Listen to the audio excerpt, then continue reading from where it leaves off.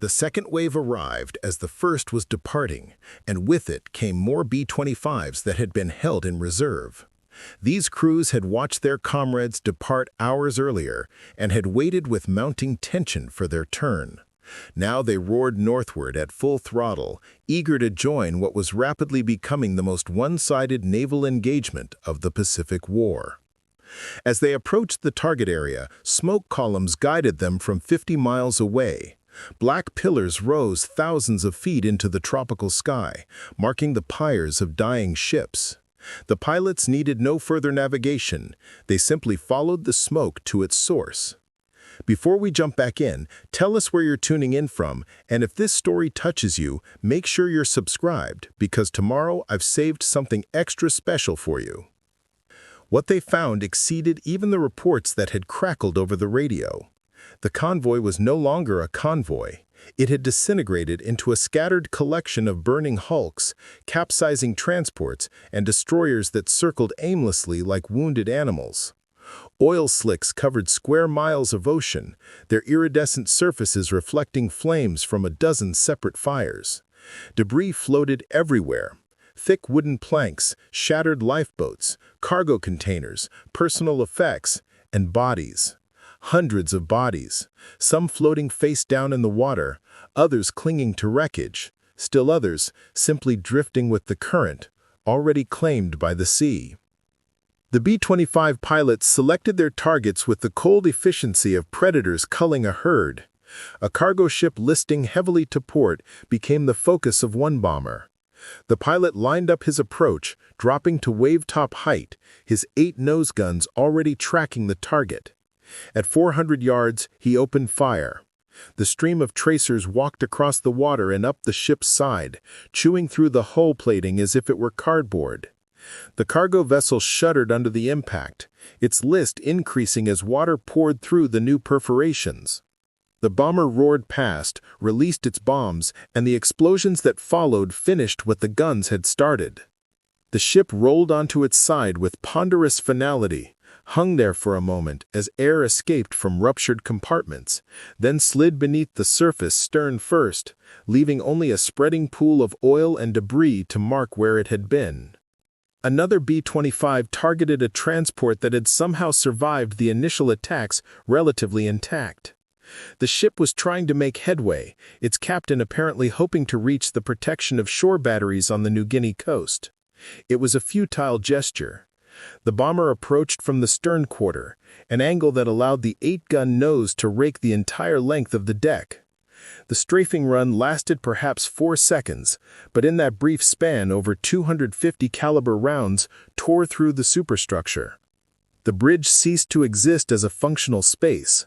Windows exploded inward, shredding anyone inside with glass and metal fragments. The radio room dissolved in sparks and flame.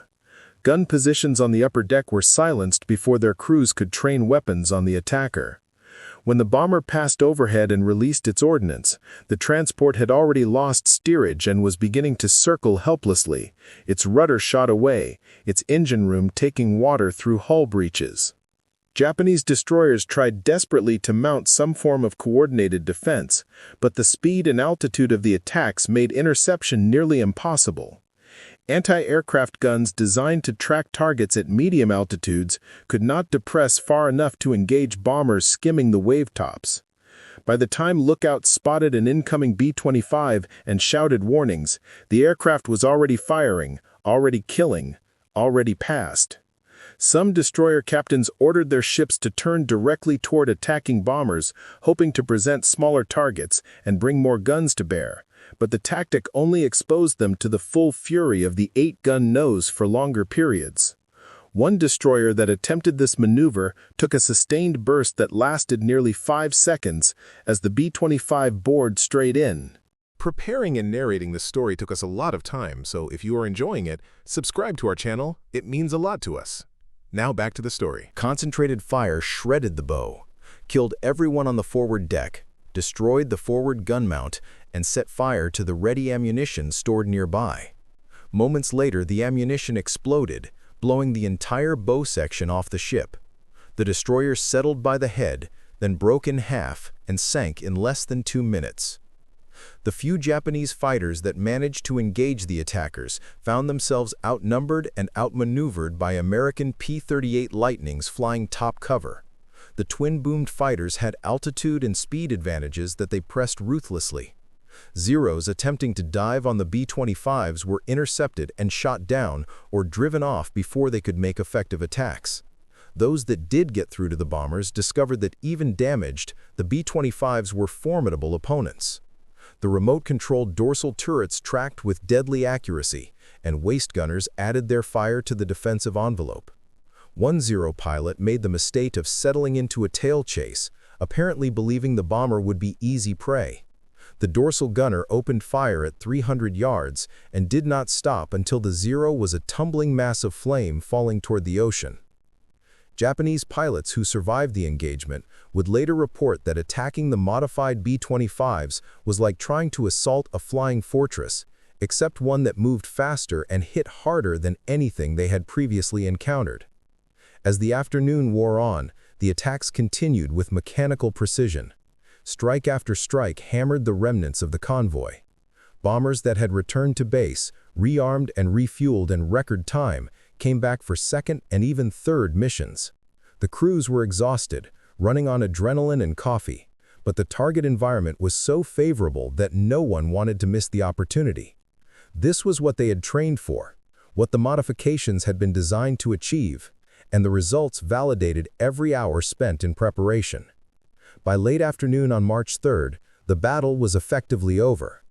Of the 16 transport and cargo vessels that had departed Rabaul with such confidence, not one remained afloat. Some had sunk quickly, torn open by bombs and gunfire. Others had burned to the waterline before slipping beneath the waves. A few had capsized, their hulls visible above the surface like the backs of breached whales, testament to how thoroughly they had been destroyed. The destroyer escorts had fared only marginally better. 4 were sunk outright, blown apart or simply overwhelmed by damage they could not control. 3 more were so severely damaged that they would never return to combat effectiveness. Only 1 escaped relatively unscathed, and even it carried scars that would require months of repair. The human cost was staggering. Over 3,000 Japanese soldiers had been aboard the transports, bound for reinforcement duty in New Guinea. Most never made it out of the holds where they had been packed. When the ships went down, they went down fast, taking entire companies with them. Those who did escape into the water faced a different kind of hell. The oil slicks ignited in many places, creating barriers of flame that could not be crossed. Sharks, drawn by blood and vibration, arrived in numbers that turned the water into a feeding frenzy.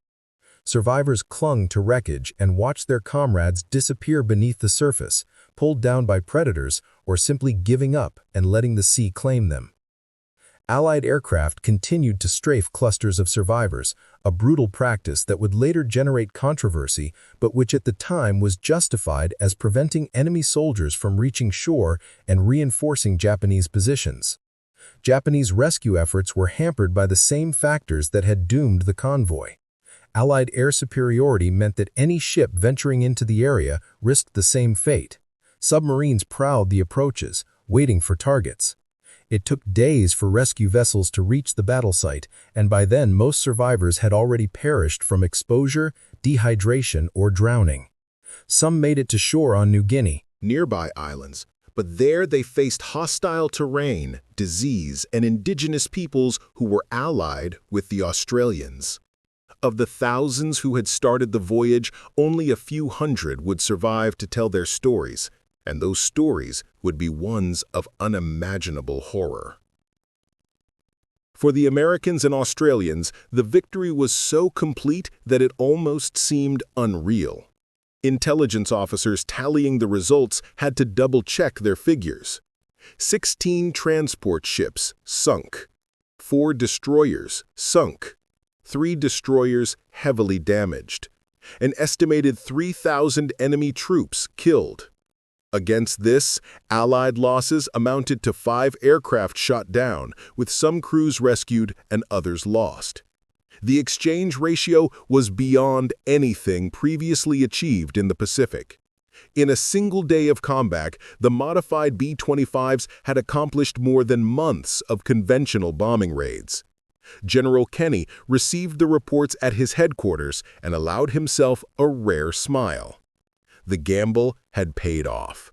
The months of experimentation, the resistance from traditionalists who thought modifying bombers was a waste of resources, the training that had pushed crews to their limits, all of it had been vindicated in the most spectacular fashion possible. He drafted a message to MacArthur summarizing the results, knowing that the general would immediately grasp the strategic implications. The Japanese supply line to New Guinea had been severed not by a submarine blockade or a surface engagement, but by air power alone, and air power of a type that could be replicated and expanded. MacArthur's response was characteristically dramatic. He called the battle a decisive Allied victory and ordered it publicized widely. The propaganda value was immense. For months, news from the Pacific had been uniformly grim. American audiences had grown accustomed to reports of defeats, withdrawals, and sacrifices. Now, here was a victory so overwhelming, so undeniable, that it could not be dismissed or downplayed. Newspapers across the United States ran headlines celebrating the destruction of the Japanese convoy. Newsreels showed footage of B-25s in flight, their nose guns blazing, though the actual combat footage was deemed too graphic for public consumption. The modified bombers became symbols of American ingenuity and fighting spirit, proof that innovation could overcome seemingly insurmountable odds. But beneath the public celebrations, military analysts were drawing more sober conclusions. The Battle of the Bismarck Sea had demonstrated capabilities that would reshape thinking about air-naval warfare. For centuries, control of the seas had been determined by surface fleets. He who had the most ships, the biggest guns, the heaviest armor, controlled the maritime domain. Aircraft had changed that calculus somewhat, but the belief persisted that ships, properly defended, could operate with acceptable risk. The Bismarck Sea proved otherwise. It showed that aircraft, properly armed and tactically employed, could render surface vessels obsolete in contested waters.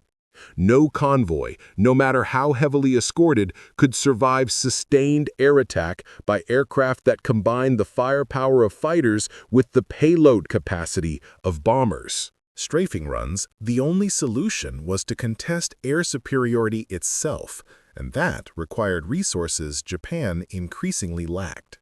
Admiral Yamamoto, still alive at this point in early March 1943, received detailed reports of the disaster. He understood immediately what it meant. His own death would come just weeks later, in Operation Vengeance, but even before that, he could see the writing on the wall. Japan's strategic position was deteriorating, not because of dramatic fleet battles, but because of incremental defeats like the Bismarck Sea.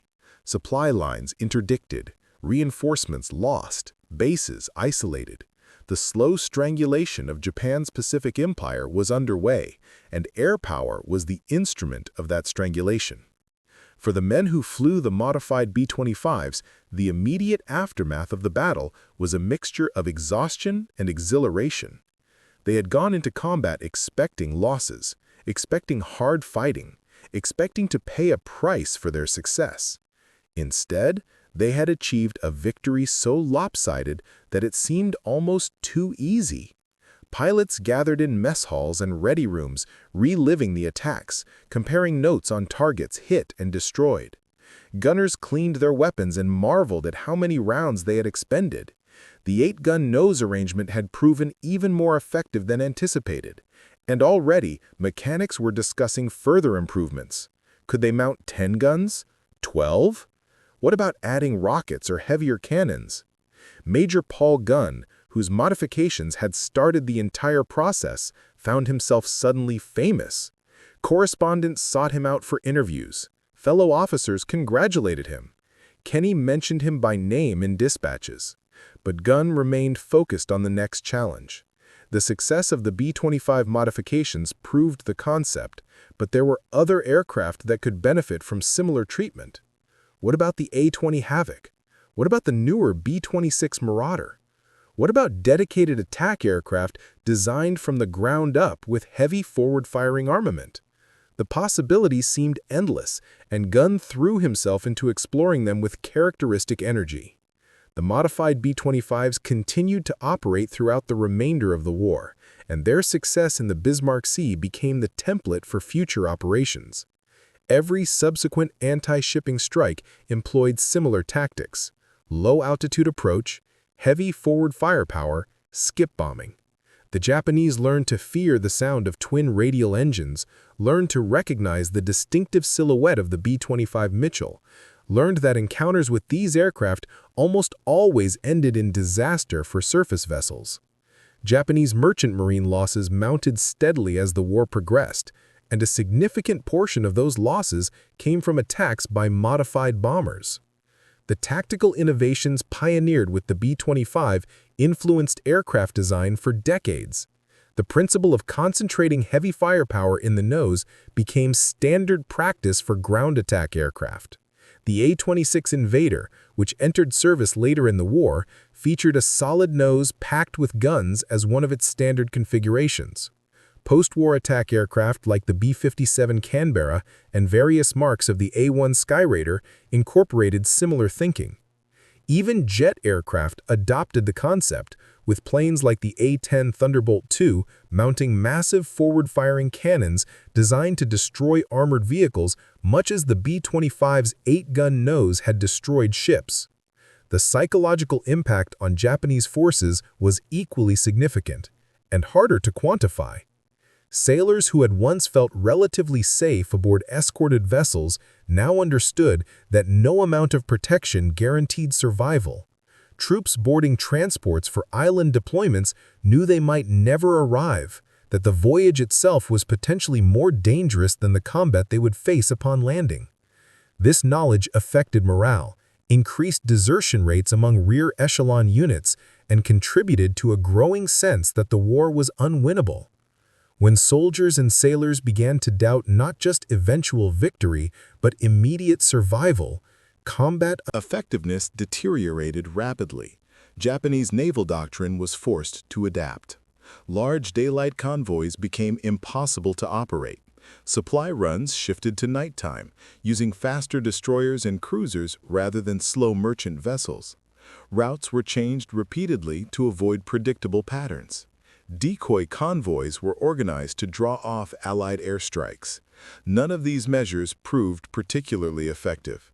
American reconnaissance was too thorough, and the range of the modified bombers meant that few areas were truly safe. The Japanese supply situation in the Southwest Pacific became increasingly desperate, with forward bases receiving only a fraction of the materiel they required. Starvation and disease killed more Japanese soldiers in some campaigns than combat did, a direct consequence of the supply interdiction that began in earnest with the Bismarck Sea. For the broader Allied effort, the battle provided both validation and inspiration. It validated the emphasis on air power that commanders like Kenny had advocated. It inspired similar innovations in other theaters. In the Mediterranean, Allied aircraft began experimenting with low-altitude anti-shipping tactics, though they achieved less dramatic results against the smaller and more agile vessels operating there. In the Atlantic, though the battle against U-boats was primarily a surface and aerial reconnaissance effort, the lessons about coordination and precision strikes informed anti-submarine warfare doctrine. The success also accelerated the development of other specialized weapons. If modifying bombers could produce such results, what about purpose-built attack aircraft? What about guided weapons that could be released from safer altitudes? What about radar-directed guns that could track low-flying aircraft more effectively? The technological race intensified, with both sides seeking advantages that would shift the balance back in their favor. For the Americans, this race was one they could afford to run. Industrial capacity, technological expertise, and resource availability all favored sustained innovation. For Japan, each new American capability widened a gap that was already nearly unbridgeable. The Battle of the Bismarck Sea also highlighted the importance of combined arms operations. The victory was not achieved by bombers alone, but by coordinated action involving multiple aircraft types, careful planning, effective intelligence, and timely execution. The B-17s drew off fighter cover. The P-38s protected the attack bombers. The modified B-25s delivered the killing blows. Each element played a necessary role, and the removal of any single component would have reduced effectiveness significantly. This lesson influenced how air forces were organized and employed for the remainder of the war and beyond. Specialization became the norm, with different aircraft optimized for different roles, but trained to operate together seamlessly. Individual crews who participated in the battle found that their experiences shaped the rest of their lives. Some went on to fly dozens more missions, becoming aces or receiving high decorations.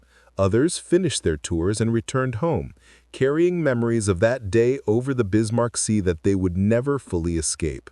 In reunions decades later, veterans would speak of the attack runs in hushed tones, still awed by what they had witnessed and participated in.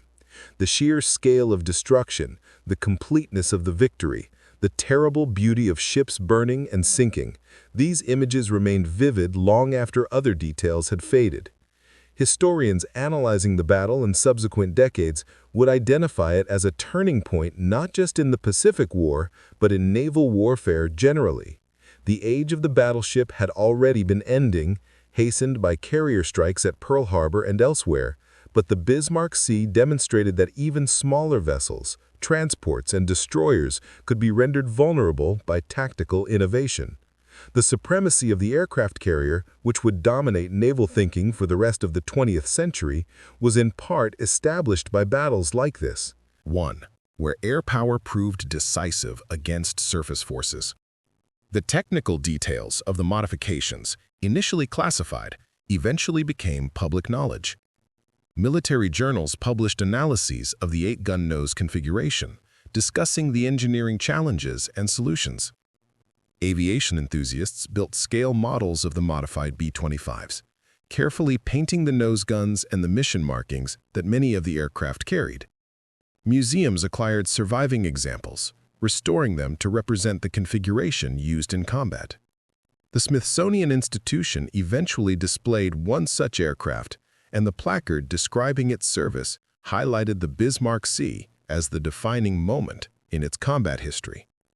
For the Japanese survivors, the aftermath was a long nightmare. Those rescued from the water spent weeks or months recovering from wounds, exposure, and trauma. Many suffered from what would now be recognized as post-traumatic stress disorder, though contemporary medicine lacked effective treatments. Some returned to combat units, carrying with them a fatalism that affected their performance and morale. Others were invalided out of service, physically or psychologically broken. The few who wrote or spoke about their experiences described the attacks with a mixture of horror and grudging respect. They had faced an enemy who combined technological superiority with tactical audacity, and the combination had been overwhelming. The ships themselves, those that were sunk, became underwater monuments. Over the decades, divers explored the wrecks scattered across the floor of the Bismarck Sea. They found cargo holds still loaded with supplies that never reached their destinations. They found skeletal remains of crew and troops. They found evidence of the catastrophic damage inflicted by the 8-gun strafing runs. Hull plates riddled with holes, superstructures collapsed, machinery destroyed. These underwater graveyards testified to the violence of that March day in 1943 more eloquently than any written account could. Environmental scientists studying the area decades later noted the ecological impact of the battle. The massive oil spills from sunken vessels had affected local marine life. Unexploded ordnance still littered the seabed, occasionally detonating when disturbed and killing fish. Heavy metals from corroding wrecks leached into the water, creating contamination zones. War left scars not just on humans, but on the environment, and those scars persisted long after the combatants were gone. In the realm of military education, the Battle of the Bismarck Sea became a standard case study taught at staff colleges and war colleges around the world. Officer candidates analyzed Kenny's decision-making process. They studied the intelligence preparation that identified the convoy. They examined the modification process that created the 8-gun nose. They critiqued the Japanese defensive arrangements and discussed what might have been done differently. The battle provided lessons in innovation, coordination, execution, and exploitation of success. It demonstrated that warfare was not static, that adaptation and creativity could overcome conventional superiority, and that the willingness to challenge doctrine could produce revolutionary results. The legend of the 8-gun nose grew over time, sometimes outpacing reality. Popular accounts attributed near mythical capabilities to the modified bombers, claiming they could sink battleships or carriers with single passes. The truth was more nuanced. The B-25s were devastatingly effective against merchant vessels, transports, and lightly armed escorts, but they were not wonder weapons. Against heavily armored warships with concentrated anti-aircraft defenses, they would have struggled. Their success in the Bismarck Sea came from fighting the right battle, in the right way, against the right targets, not from possessing overwhelming force that could prevail in any circumstance. This distinction was important, but often lost in retellings that emphasized drama over accuracy. For aviation engineers, the modifications represent an intelligent solution to a specific problem. The B-25 airframe could accommodate the weight and recoil forces of 8 nose guns without compromising flight characteristics significantly. The ammunition supply was adequate for typical combat durations. The structural reinforcements required were extensive but achievable with available materials and expertise. Subsequent attempts to apply similar modifications to other aircraft met with mixed success, sometimes because the airframes were less suitable, sometimes because the tactical situation did not favor the approach. The B-25 occupied a sweet spot where size, performance, and role aligned perfectly with the requirements of anti-shipping strikes in the Pacific theater. The men who maintained the aircraft were as essential to success as the men who flew them. Keeping 8 guns operational, synchronized, and properly fed with ammunition required constant attention. Armorers worked through nights to load thousands of rounds into ammunition boxes, ensuring that each belt fed smoothly without jams. Engine mechanics nursed tired radial engines that were pushed beyond design limits, replacing worn components and coaxing maximum performance from machinery that should have been an overhaul. Sheet metal workers patched battle damage, fabricating replacement panels from scrap when proper parts were unavailable. The ground crews understood that their work directly affected survival, that a properly maintained gun or engine could mean the difference between a pilot returning or being lost, and they took pride in achieving maintenance standards that often exceeded peacetime levels despite operating under wartime conditions. The psychological preparation for low-altitude attack flying was as important as the physical training. Pilots had to overcome deeply ingrained instincts that screamed at them to climb, to gain altitude, to put distance between themselves and the deadly ocean surface. They had to trust their instruments and their training, to hold steady approaches even when every nerve demanded evasive action. Some adapted easily, finding that the intensity of low-altitude flying gave them a sense of control and immediacy that high-altitude bombing lacked. Others struggled, fighting constant battles against fear and doubt. Training cadres developed techniques to identify and address these psychological challenges, recognizing that sending unprepared pilots into combat was both wasteful and cruel. The cultural impact of the battle extended beyond military circles. The modified B-25s became symbols in American popular culture, appearing in films, books, and artwork that celebrated American technological prowess and fighting spirit. They represented the can-do attitude, the willingness to improvise and innovate, the refusal to accept limitations. This symbolism sometimes overshadowed the human cost and the moral complexities of warfare, creating narratives that were more myth than history. But such is the nature of wartime propaganda and post-war memory. For military historians, the Battle of the Bismarck Sea raised questions about the nature of decisive engagement. Traditional theories held that decisive battles involved massive forces clashing in climatic confrontations. Yet here was a battle that lasted less than a day, involved relatively modest numbers of aircraft, and achieved results that were strategically decisive despite the tactical scale. It suggested that in modern warfare, decisiveness might come not from weight of numbers, but from quality of approach, that a small force with the right capabilities employed in the right way could achieve more than large forces using conventional methods. The ethical questions raised by the strafing of survivors in the water were debated then and continue to be debated now. International law regarding treatment of shipwrecked combatants was less clear in 1943 than it would later become. Some argued that troops in the water still posed a threat if rescued, that they would be returned to combat, and therefore they were legitimate military targets. Others argued that attacking helpless men violated basic principles of humanity and honor. The pilots themselves held varying opinions. Some strafed without hesitation, viewing it as an unpleasant but necessary part of the mission. Others refused, finding excuses to attack other targets or simply not firing. Command policy was ambiguous, neither explicitly ordering nor explicitly forbidding the practice. This ambiguity allowed individual conscience to determine actions, with predictable variation in results. The long-term health effects on pilots and crew were not fully understood at the time. Prolonged exposure to engine noise damaged hearing. Vibration from firing 8 guns simultaneously caused neurological issues in some individuals.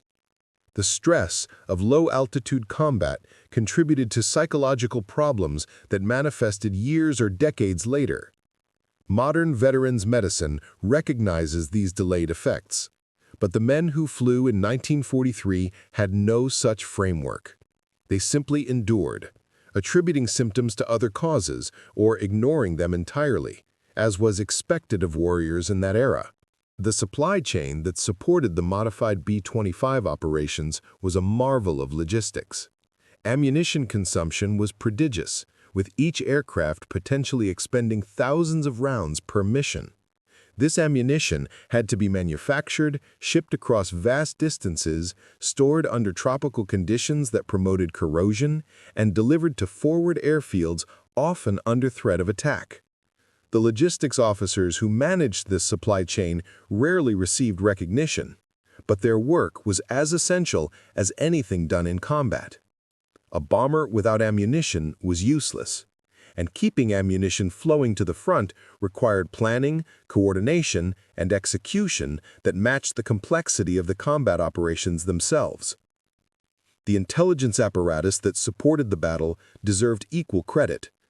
Identifying the convoy, determining its composition and route, predicting arrival times at vulnerable points, all required sifting through fragmentary and often contradictory information. Coast watchers hiding in the jungle risked torture and death to radio sighting reports. Photo reconnaissance pilots flew unarmed cameras over heavily defended areas. Cryptanalysts worked to break Japanese codes that would reveal intentions and schedules. This intelligence web made the attack possible, transforming what might have been a chance encounter into a planned ambush executed with precision. The weather, which had initially seemed like an obstacle, ultimately favored the attackers. The low cloud ceiling that hampered high-altitude bombing was irrelevant to aircraft operating at masthead height. The rain squalls that reduced visibility also concealed the approach until the last moment, denying defenders time to prepare. The moderate seas made low-altitude flying challenging but not impossible, while making defensive gun-laying more difficult. In retrospect, the conditions were nearly ideal for the tactics employed, suggesting either remarkable luck or remarkable planning, likely some combination of both. The battle's influence on post-war aviation development was substantial. Attack aircraft designed in the late 1940s and 1950s incorporated lessons learned from the B-25 modifications. The emphasis on forward firepower, armored cockpits, twin engines for redundancy, and multi-role capability all traced back to the success of those modified bombers over the Bismarck Sea. When jet technology matured, the same principles applied. Ground attack jets featured nose-mounted cannons, heavy armor, and the ability to deliver both guns and ordnance on target with precision. The lineage was clear to anyone familiar with the history. For the families of those who died in the convoy, Japanese and Allied alike, the battle was a tragedy measured in personal loss rather than strategic significance. Wives became widows, children lost fathers, parents buried sons. The letters informing families of deaths lost at sea were always the most difficult to write and receive, offering no closure, no grave to visit, no body to mourn. The Pacific swallowed the dead and kept them, an indifference that made grief somehow harder to bear. The passage of time has granted perspective that contemporaries lacked. We can see now that the Battle of the Bismarck Sea was one of many steps in a long campaign, important but not singularly decisive. Yet for those who were there, who flew through the smoke and fire, who watched ships die beneath them, who felt the hammering recoil of 8 guns firing in unison, it was the defining moment of their war. That moment when innovation met execution, when training became reality, when theory proved correct in the most violent way possible. That moment when the B-25's 8-gun nose announced to the world that warfare had changed forever, and changed in a way that could not be unchanged. Up next, you've got 2 more standout stories right on your screen. If this one hit the mark, you won't want to pass these up. Just click and check them out.